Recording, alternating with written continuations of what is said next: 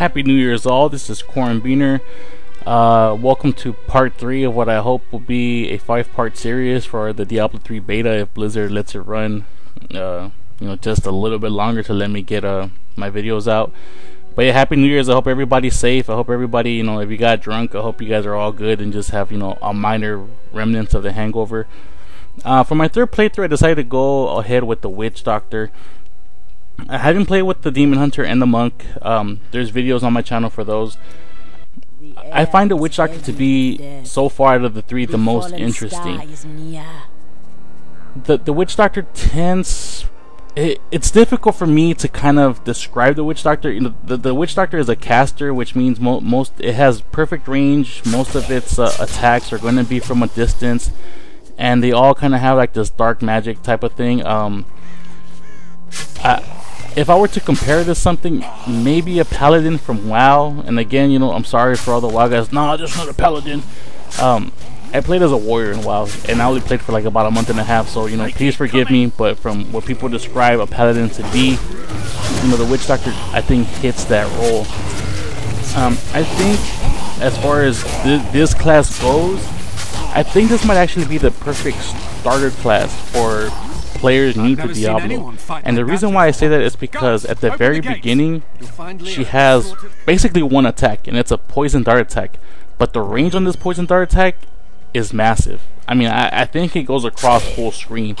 Honestly, the only thing is that you're gonna have to be precise, because you're gonna hit a bunch of trees and a bunch of walls and a bunch of stuff if the line of sight for your projectile is not on the spot.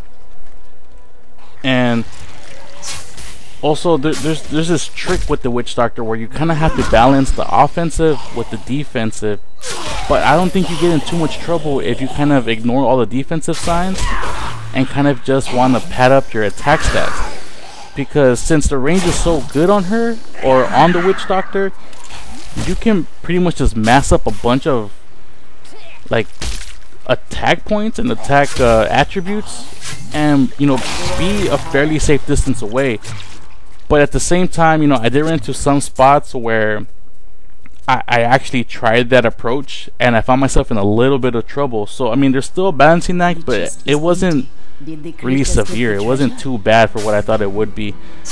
And yeah, this is so far one of the most interesting characters. I don't know how it's going to be balanced, if it's balanced at all, or how they're going to actually, I guess, implement the playstyle to not be so overpowered. I felt that out of all the 3 playthroughs that I've had so far, the Witch Doctor by far was probably one of the easiest. All the enemies seem to go down fairly easy, even some of the bosses and some of the more I guess higher end enemies that are in the dungeons.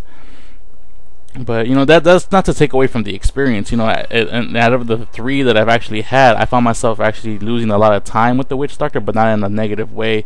It was all really positive. I found myself always being intrigued by the Witch Doctor. So whenever I unlocked a new skill, I had to try it out.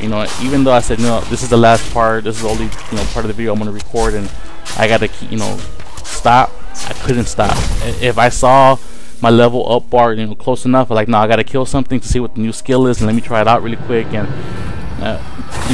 for that end of it, I gotta give the Witch Doctor all the credit in the world, because it's a very intriguing character. And thank Blizzard again for having this beta and just for breaking the mold in this industry. I can't state enough how much respect I have for Blizzard. In the new era of this industry where we're having big franchise titles coming out every year, every 2 years, and some of them have mastered that art, but for the most part, a lot of these franchises are just year-in trendy cash-ins, and Blizzard has broken the mold. If Blizzard wanted to, right now they can release the next 3 StarCraft games every year, and it will sell. They can release Diablo 3 this year, Diablo 4 next year, Diablo 5 the year after that, and they will sell. But they're not doing that. They're still holding on to their values of releasing it when it's done. And while we as consumers probably get mad at that approach, I respect that approach so much. I love the fact that these guys don't look at video games as a way to cash in and get rich. They look at it as a way to express themselves and to kind of, you know, share that the joy of video games with their consumers, with the fans, with everybody else. And you know, I wish there was more developers like Blizzard. You know, yes, granted they have probably one of the biggest franchises kind of keeping them afloat when they don't do anything, but you know, they've been doing it forever. It's not just this part of, you know, in the WoW era where they have, you know, that, you know, they've been doing the quality gaming developing, you know, for a long time, since I was a kid, you know, and they still managed to do it at a high level. So yeah, it's great to be like that. I'm gonna leave it off like that. The Witch Doctor, very intriguing character, and you know, I'll have the next two for the Wizard and the Barbarian out hopefully by the end of the month. And I do have a giveaway coming in, and like I said, it's for my 360 brothers. And I just need to find the actual prize because I misplaced it. So yeah.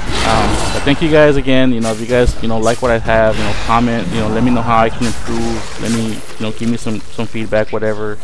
Like this, you know, dislike, subscribe, comment, any interest you guys show. You know, I take it all in stride. So thank you guys again for everything, and happy New Year's and all that good stuff. And I'll see you guys next time. Alright, this has been Quinn. Peace out, guys. Bye.